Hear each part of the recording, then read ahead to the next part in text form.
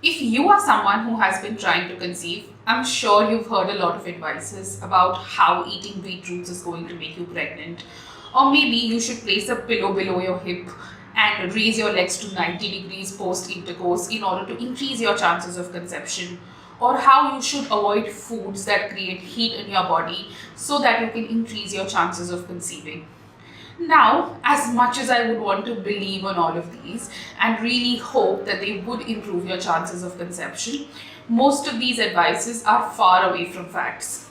So in this video, we're going to discuss 5 such myths that we often hear about and talk about how scientifically true they are.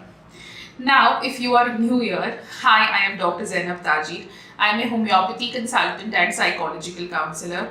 I help women balance their hormones and help couples conceive naturally through homeopathy and holistic lifestyle changes. And if you enjoy content like this, please do consider subscribing to my channel. Let's talk about myth number 1. So, a lot of women believe that regular periods equates to having a good fertility. So it is believed that if a woman has regular periods, she should not have any fertility related concerns.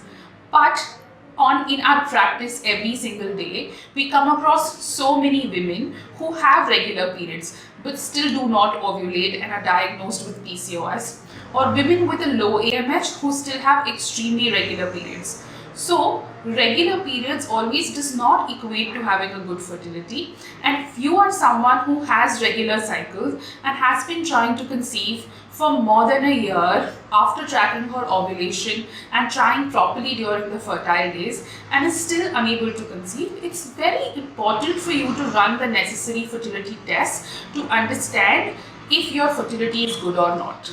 The second myth, and this is the most popular one, that a woman needs to place a pillow below her hip and raise her legs to 90 degrees post intercourse so that she can increase the chances of the sperms fertilizing her egg.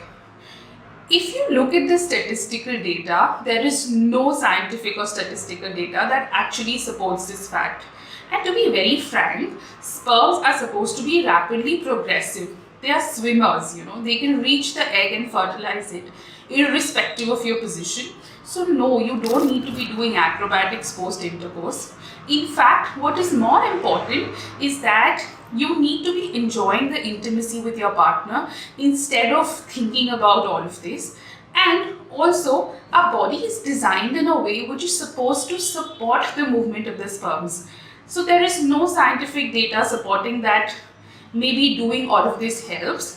But clinically, we do advise our patients to lie down for maybe 5 minutes post intercourse. But post that, you can pee, you can have a shower, you can do everything, and none of that affects your fertility. The third myth is that if a couple has conceived once, they should not have a problem in conceiving the second or the third time around.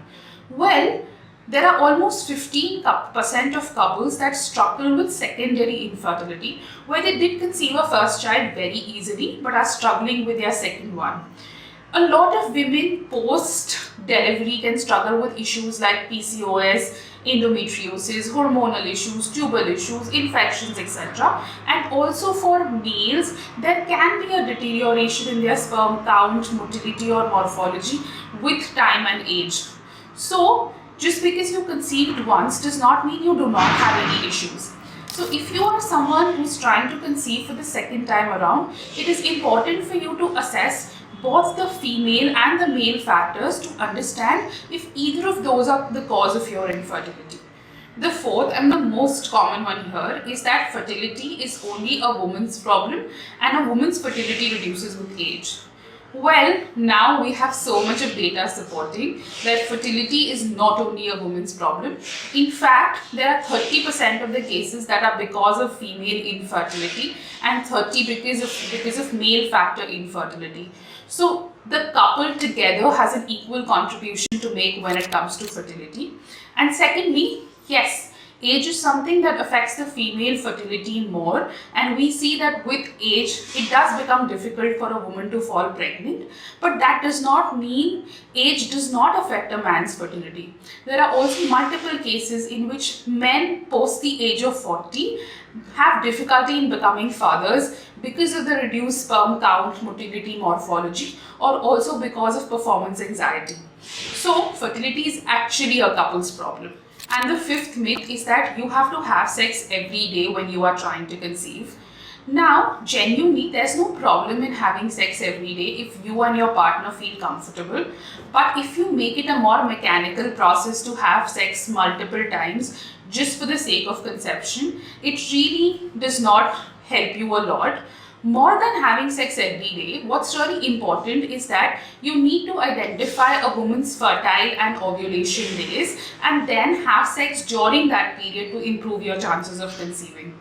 I do have an entire video about the best days to get pregnant and ways in which a woman can track her fertile period. So if you are interested in knowing it, you can definitely watch the video here.